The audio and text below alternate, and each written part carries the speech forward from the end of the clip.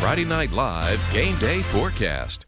Welcome back as we get ready for the big Bobcats-Eagles game here in Erath. Beautiful weather across Acadiana as we look at that water vapor imagery and that upper low that captured Hurricane Helene spinning around, but it's been pile driving nice dry air into our region. Hey, we'll take it. Still major problems with the remnants of Helene. Now a tropical depression, still caught up with that upper level low, producing very heavy rain across much of the Mississippi Valley on eastward, with major flooding. All those areas in green, flood warnings, watches, and river flood warnings as well. And still a tornado watch for portions of the mid-Atlantic, for portions of North Carolina and Virginia as well. But that system will gradually wind down in the next 24 hours. Locally, not a whole lot going on our radars. Certainly good news there. But there are showers just one state away as you get into portions of Mississippi and Arkansas. We see those showers there.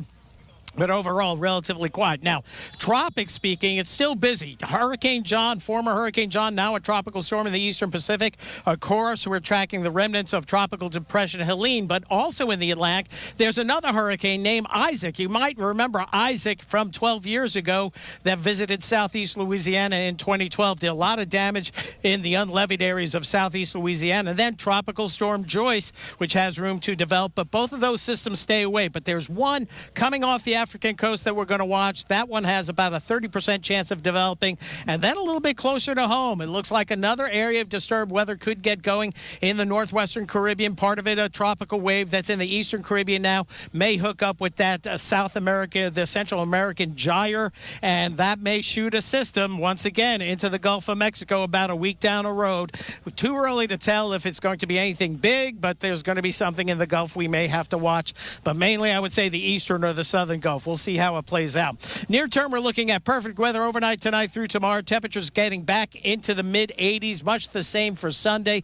Just a fabulous weather pattern, and it looks to stay that way as we get into early next week as well. Temperature-wise tonight, we're looking at mid-60s most areas, lower 60s for northern portions of Acadiana, and then for tomorrow afternoon, back into the upper 80s to lower 90s across the board, but at least comfortable humidity, and that's the great news. Tomorrow night, we're going to see temperatures getting back down into the low to mid 60s once again, lower 60s to the north, mid to upper 60s to the south. And then for the afternoon hours on Sunday, upper 80s, lower 90s, but at least humidity staying comfortable with mostly a westerly wind in the days ahead, and that is certainly good news. So 65 is the low we'll go with overnight tonight, so a touch of fall in the air, especially if you're up early in the morning. That's when you can enjoy those temperatures in the 60s. Then for tomorrow, some clouds wrapping around that upper level system to our north, but a mostly sunny day. Temperatures topping out near 90 degrees. As we move into the 10-day forecast, it is looking awfully nice with temperatures in the upper 80s to lower 90s, overnight lows in the 60s.